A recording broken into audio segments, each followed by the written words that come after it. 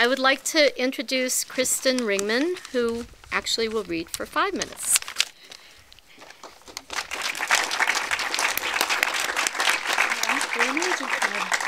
I am 5? Yeah, you have 5. No. Oh. Okay. I'm reading from the prologue of my memoir called Swallowing Red, a memoir of 2 women, stray dogs, in India. Henna, Kulipalayam Village, South India, 2005. The dog I have raised is currently on the other side of the earth from where I am now, sitting in a doorway in South India, making henna. His name is Willow. I've trained him to be my hearing dog, although he mostly acts as if he were my son. He tilts his head and will watch my hands speak to him in American Sign Language, as if he understands every word. He sleeps in bed with me, gently pushes against me with his paws, dreams so vividly that his whole body trembles, licks my face when he wakes up. I will freely admit he emotionally supports me just as much as he alerts me to sounds and offers me social support in large groups. I hated leaving him, but I began coming to India before he was born. India's stray dogs have a place in my heart too, and they need me more than Willow does, maybe even more than I need Willow. At least, right now they do. Today is Sunday, the day the women of Kulipalayam village paint their hands with henna. In between lounging in doorways, drinking hot chai, and watching Tamil music videos.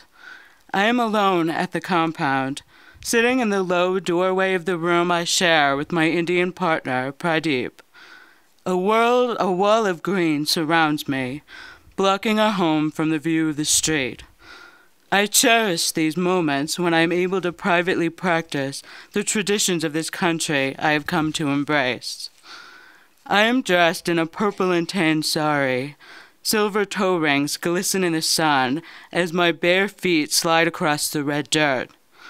My short, wavy brown hair is tied into a knot at the back of my neck, where I can feel my own sweat collecting and sometimes dripping down the front of my sari top. I've gotten used to the constant sweating here. I still love the heat just as much as I did when I first visited India years ago. It seems to fit my romantic view of this country. The heat feels red, like the dirt, like the center of a burning flame, or the face of one of their many gods. Red is my favorite color, and another reason I feel at home in India, despite having been born in the small state of Rhode Island, tucked away by the sea in the northeastern corner of America. I gaze over at Scruffy, the limping skeletal puppy wandering and sniffing through the fallen leaves. I had adopted him because his disability was dangerous along the main streets of Kulipalayam. He could easily have been killed by a passing car or a truck. He tends to bark and chase other dogs, which means they could also kill him. The dogs seem to have adopted their own caste system, just like the humans in India, and Scruffy is an untouchable. I keep him in the unused outdoor shower area next to our room, a roofless red brick enclosure with a piece of wood for a door. Scruffy hates to be locked up, but there is no other solution to curb his dim-witted bravery. I like to sit in my doorway for at least a few hours each day so that Scruffy has the chance to play. I overlook the fact that I'm not the best dog watcher. I like to write in my journal and do artwork or mix fresh henna in order to draw tiny flowers and leaves into my palms.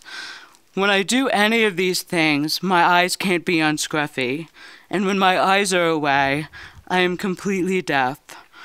I can only read the invasion of other dogs on Scruffy's barking lips when I have my eyes fixed on his head. Thankfully, there are no words to read there.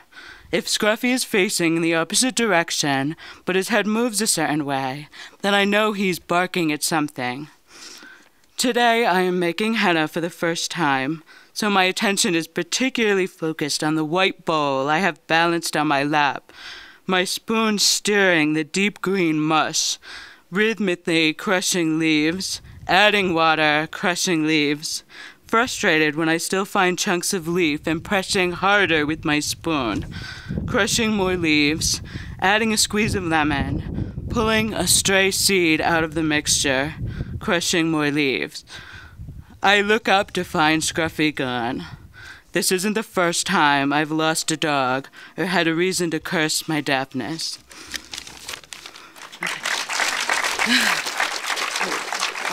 What's next?